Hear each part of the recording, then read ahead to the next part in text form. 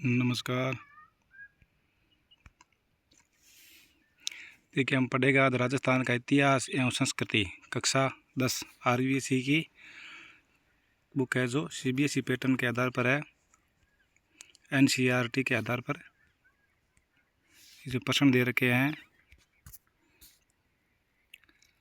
ये पुस्तक है, इसमें माध्यमिक शिक्षा बोर्ड राजस्थान अजमेर द्वारा।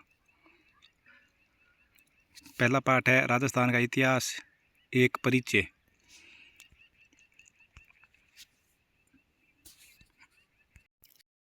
राजस्थान का इतिहास एवं एक परिचय। देखिए, 1949 ईस्वी में से पूरे राजस्थान नाम से किसी भौगोलिक इकाई का अस्तित्व नहीं था, यानी 1949 से पहले कोई अस्तित्व नहीं था।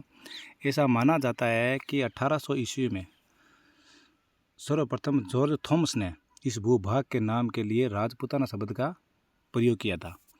इसके बाद 1829 ईस्वी में annuls and antiquities of Rajasthan के लेखक कर्नल जेम्स टोड ने इस पुस्तक में इस प्रदेश का नाम राजस्थान या राजस्थान नाम दिया। अब स्वतंत्रता के बाद जब इस प्रदेश की विभिन्न रियासतों का एकीकरण हुआ तो 30 मार्च 1949 ईस्वी को सर्वसम्मति से इसका नाम राजस्थान रखा गया। अब रीट एग्जाम में क्वेश्चन पूछा गया कि राजस्थान का नाम राजस्थान कब पड़ा, तो 30 मार्च 1949 ईस्वी को राजस्थान नाम रखा गया। अगला है कि प्राचीन साहित्य और अभिलेखों में वर्तमान राजस्थान के विभिन्न क्षेत्रों के भिन्न भिन्न नाम मिलते हैं। कुछ क्षेत्र उनकी भौगोलिक विशेषताओं के आधार पर और कुछ क्षेत्र वहाँ पर बसी जातियों के नाम से जाने जाते थे। अब राजस्थान के क्षेत्र के प्राचीनतम नामों से जिनका उल्लेख ऋग्वेद में मिला है, मरु, धनवे, जंगल, मत्स्य, सूरसेन आदि नाम है वो राजस्थान के अलग अलग भागों में अलग अलग नाम से पुकारे जाते हैं। कि मरु और धनवे दोनों का अर्थ एक ही है। इनका प्रयोग जोधपुर संभाग के मरुस्थल के लिए हुआ है, यानी मरु और धनवे शब्द है वो दोनों ही किसके लिए, जोधपुर संभाग के लिए वो नाम से लिया जाता था।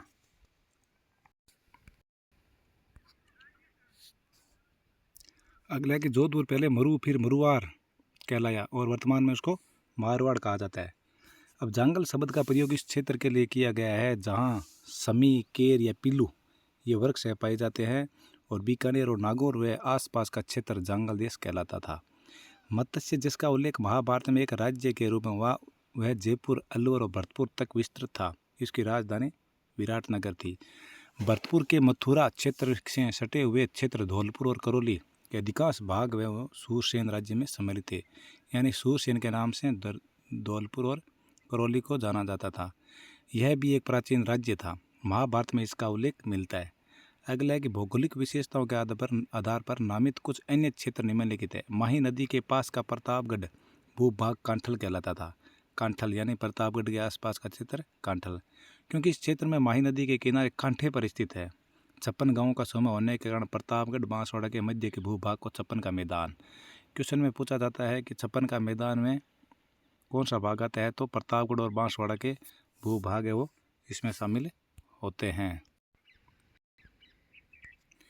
ये देखिए, जंगल, मांड, मरु, मारवाड़, ढूंढाड़, ये मेवाड़, ये उपरमाल का मैदान, ये आड़ूती का, ये वागड़, ये क्या है, आडावाड़ी। ये नाम है राजस्थान का प्राचीन नाम था। अगला देखिए कि भैंसरोडगढ़ से लेकर बिजोलिया तक का पठारी क्षेत्र होने के कारण उसको नाम उपरमाल नाम से जाना जाता था, यानी उपरमाल के नाम से भैंसरोडगढ़ से लेकर बिजोलिया तक का क्षेत्र है वो उपरमाल के नाम से जाना जाता था। और उदयपुर के आसपास प्रदेश पहाड़ियों की अधिकता होने के कारण उसका नाम गिरवा कहलाता है। गिरवा यानी उदयपुर के आसपास का क्षेत्र वो गिरवा कहलाता है। और जैसलमेर का प्राचीन नाम है वो मांड था। और बांगड़ कहलाता है। डूंगरपुर और बांसवाड़ा क्षेत्र बांगड़ कहलाता है। कोटा बूंदी और का प्रदेश है वो हाड़ौती के नाम से, यानी कोटा बूंदी, बारां और झालावाड़ वो हाड़ौती के नाम से प्रसिद्ध था। और शेखावाटी नाम से जाना जाता है सीकर, चूरू और झुंझुनू का क्षेत्र। अब उनको इतिहास का काल विभाजन में अलग अलग तौर में इनको 3 भागों में विभक्त किया।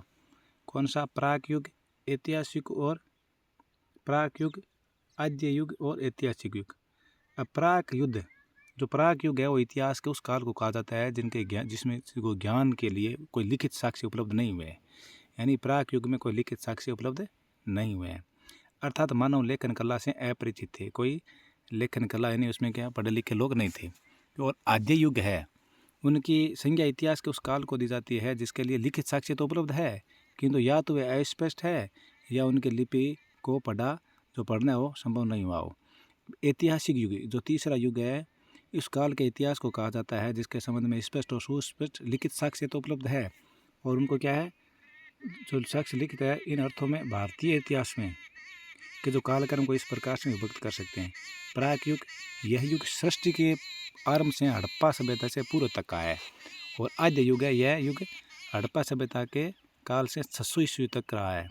और तीसरा है ऐतिहासिक युग जो 600 ईस्वी पूर्व से वर्तमान तक, यानी 600 ईस्वी से जो पहले है वो आद्य, और 600 के बाद पूर्व तक का है वो आद्य युग है, और 600 ईस्वी तक के जो वर्तमान तक है वो कौन सा ऐतिहासिक युग है।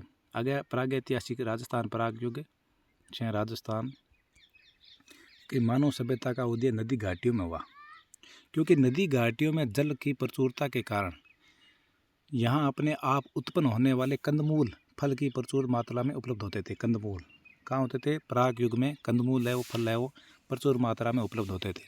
और सघन वनों के कारण यहाँ मांस हेतु पशु पक्षी भी आसानी से उपलब्ध हो जाते हैं। सैकड़ों वर्षों पूरे राजस्थान की भौगोलिक स्थिति ऐसी ही थी। यद्यपि राजस्थान का एक बड़ा भाग आज मरुस्थल है, किंतु विद्वानों की मान्यता है कि सैकड़ों वर्ष पूर्व इस मरुस्थली भूमि में समुद्र विद्यमान था और सरस्वती और दरस्वती नदियाँ वो इस समुद्र में आकर गिरती थी। यह स्थिति मानव जीवन के लिए सर्वथा उपयुक्त था।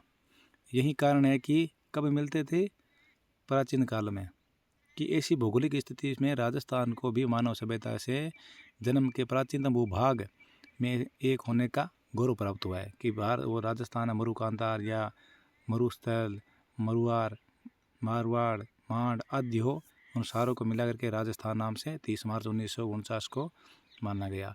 अब मानव सभ्यता के उद्भव के इस काल को पाषाण काल कहते हैं। इसे 3 भागों में बांटा गया, पूर्व पाषाण काल, मध्य पाषाण काल और उत्तर पाषाण काल।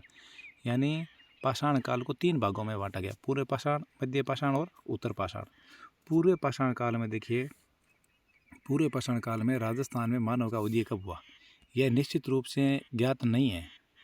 क्या निश्चित रूप से ज्ञात नहीं है, लेकिन यहाँ विभिन्न क्षेत्रों में हुए उत्खननों से प्राप्त विभिन्न प्रकार के पाषाण, विशेष रूप से क्वार्टजाइट पत्थर के अनेक उपकरणों से ज्ञात होता है कि आज के लगभग 2 या 1.5 लाख वर्ष पूर्व राजस्थान में एक मानव संस्कृति विद्यमान थी।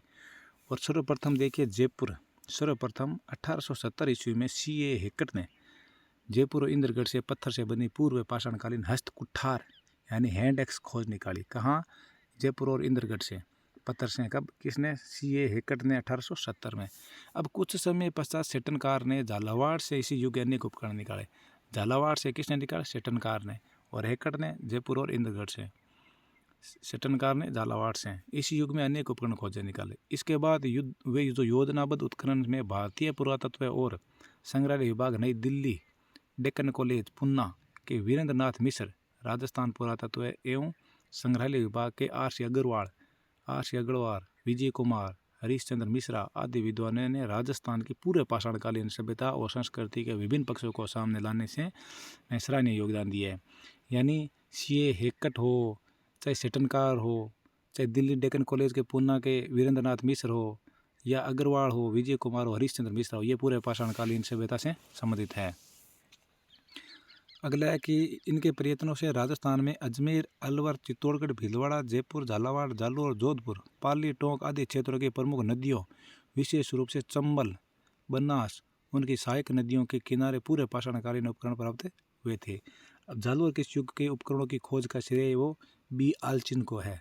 देखिए कहाँ, कि जो जालोर के युग के उपकरणों की खोज का श्रेय वो B. आलचिन को है। स्पष्ट है कि पूर्णतः संपूर्ण भूभाग पूरे पाषाणकालीन संस्कृति का प्रसार क्षेत्र था।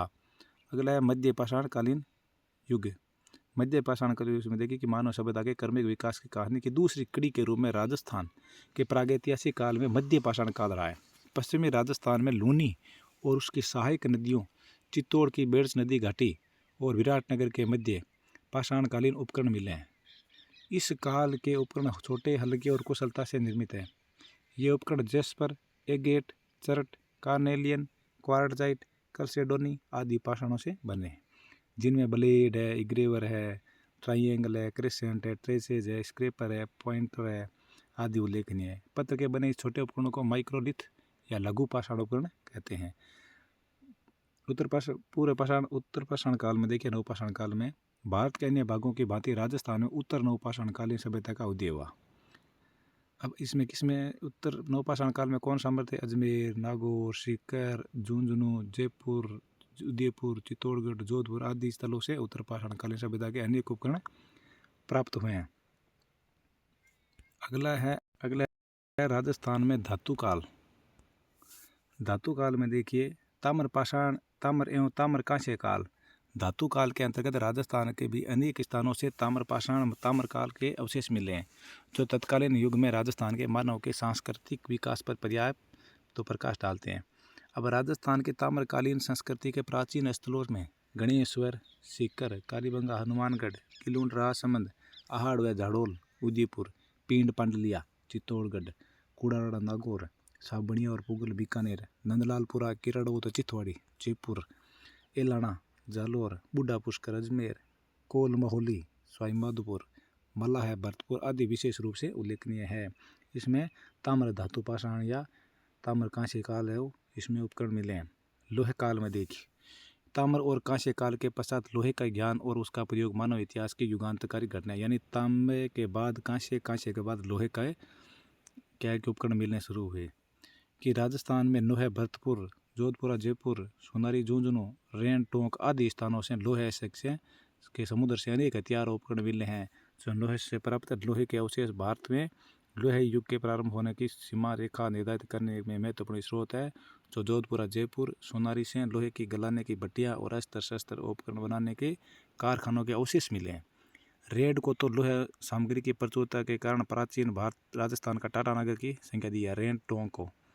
अगला है कि लोहे काल के पश्चात भारत में अन्य भागों की भांति राजस्थान में सलेटी रंग की चित्रित जो मर्द भांड है वो संस्कृति का उदय हुआ, PGW, पेंटेड ग्रे वेयर यानी मर्द भांड संस्कृति। इस संस्कृति के अवशेष विराटनगर व जोधपुरा, जयपुर, सोनारी, नोहे आदि स्थानों से मिले हैं। इस संस्कृति का उदय लगभग 600 ईस्वी में हुआ और इसके पश्चात भारतीय इतिहास में राजस्थान इतिहास की प्रागैतिहासिक युग है वो आरंभ हो जाता है। राजस्थान की प्राचीन सभ्यताएं हैं वो हम अगले टॉपिक में पढ़ेंगे।